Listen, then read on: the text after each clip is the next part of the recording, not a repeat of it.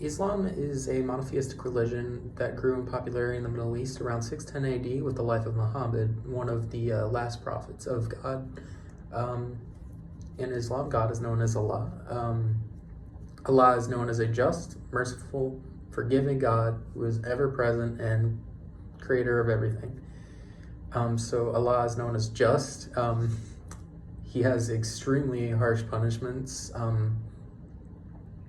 But he's a merciful and forgiving God. So if you try your best to follow the pillars of Islam, you'll go to heaven. But if you don't try your best, you go to hell. The 5 pillars of Islam are popular because they're really easy to follow, though. So first, there's the profession of faith. There must be no other gods, only Allah, with Muhammad being the last apostle of God. You have to pray 5 times every day towards Mecca.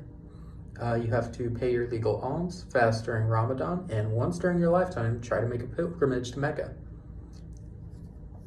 So if you follow all of these, you won't go to hell, you go to heaven for Allah. So Islam was a really revolutionary idea in the Middle East at the time because of the way that religion can unite a large group of people all under one unifying idea. But Islam was a huge challenge to the traditional Arab society. It challenged religions, traditions, tribal cultures, and everything in that society. There was a massive upheaval whenever Islam became popular. So for example, Mecca. Islam started in Mecca with the life of Muhammad around 610 AD. He was 40 years old at the time. And at the time, Mecca was this huge cultural center. There were like hundreds of gods worshipped across, hundreds of tribes of people. And there were these massive,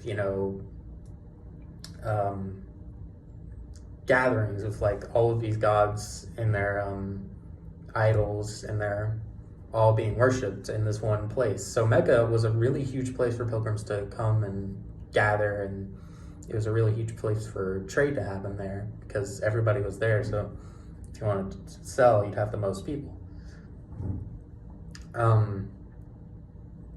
But Arab society at the time had like slaves and stuff, and if you were a slave or if you were a woman, you were not considered human at the time. Islam was revolutionary because everybody was considered human under the eyes of Allah. And everyone who follows those 5 pillars can go to heaven. So this was a huge, change in the way the social structure of Arab society worked. It challenged a lot of those traditions. Again, Mecca was this huge place where everybody would gather, see their gods, but Islam doesn't have idolatry, so it was thought that, it'd stop everyone from coming to Mecca. That's why there was a huge pushback from everybody in charge in Mecca. They wanted to keep their profits going.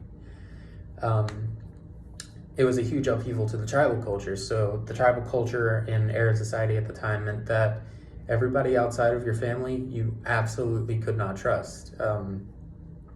Blood feuds were an extremely common thing.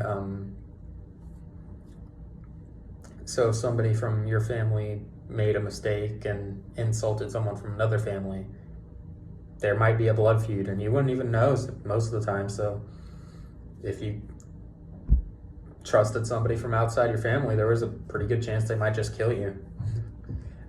Islam upheaved all of that. It inspired unity across a bunch of people. So now with Islam, you could trust your neighbor, and that was another huge upheaval. And again, everybody was seen as human under the eyes of Allah, so you had to not kill other people, mostly. One tradition beforehand was caused by a tradition at the time was if your daughter was married by a man from another family, you had to pay a pretty huge sum of money to those people, their family, and if your family couldn't afford to do that, you just had to not have the daughter, and the only way to do that was once the daughter was born, you didn't tell anybody. You took them out to the desert and you buried them and they died. Islam stopped that too. Everybody is human under the eyes of God, so if it's a just born baby, you cannot kill that.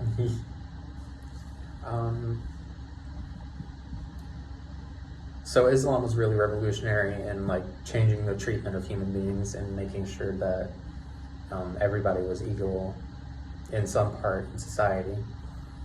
And Islam was really common.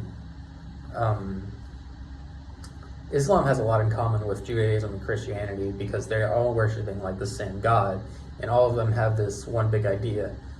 These big religions are widespread across these huge regions. So like Islam is across the entire Middle East, Christianity is across all of Europe, and all of these big religions are unifying these people across huge sprawling regions. They all have like unifying ideals. So like, you know, even today that's the same thing. So if I from America and I go over to Europe, I'm a Christian, and we'd be able to, we might not speak the same language, we might not be in remotely the same place, we might not have remotely the same leaders, but if we're both Christians, we follow the same ideals, and we, you know, have the same holidays. So we would both have that in common, and that's enough to be able to trust my fellow man not to kill me, unlike the tribal culture in Arab society. So the same was going for Islam. If you were a Muslim from a far away place, like if you were a Muslim in Europe and you came over to the Middle East, you could trust your fellow Muslims, and that was a huge deal for Arab society. That's one of the biggest things about Islam. However, Islam is a lot different from Judaism and Christianity in that so Islam is meant to be the unchanged truth from the Quran, and one of the biggest deals was there could be no definitive interpretation of the Quran. There is no, it's seen as like blasphemy to try to change the word of God. So the Quran is kept exactly as it is, not translated from the language that it was originally written in, and never touched. It is straight from the last apostle, Muhammad, and he's memorized the word of God, and he's gotten it down in the Quran, and that's it. No touching the Quran. And Islam is meant to be much more refined than Judaism and Christianity, so it's meant to be much less about getting that money. The paying your alms is still part of the 5 pillars, and much more about that unification. It avoids that idolatry to make sure that man's hand is kept out of God, and the Quran remains like this untouched truth. Unlike Judaism and Christianity, where the Bible gets translated all the time, and there's all of this idolatry with the cross and the Star of David. And Judaism, there's a lot of religious idolatry in the other two, while Islam tries to avoid that completely. So overall, Islam is a very revolutionary idea at the time. Whenever it became popular in Arab society in the Middle East, it was a huge deal in unifying the people and making sure that it's what caused Islam to become, not Islam, it's what caused the Arab society and the Middle East as a whole to become so powerful during the Middle Ages, was because of that unification under Islam. And it's what bolstered their, hunt for science, hunt for medicine. And that's why they were so much more technologically advanced than the Christian culture in Europe during the time. Thank you.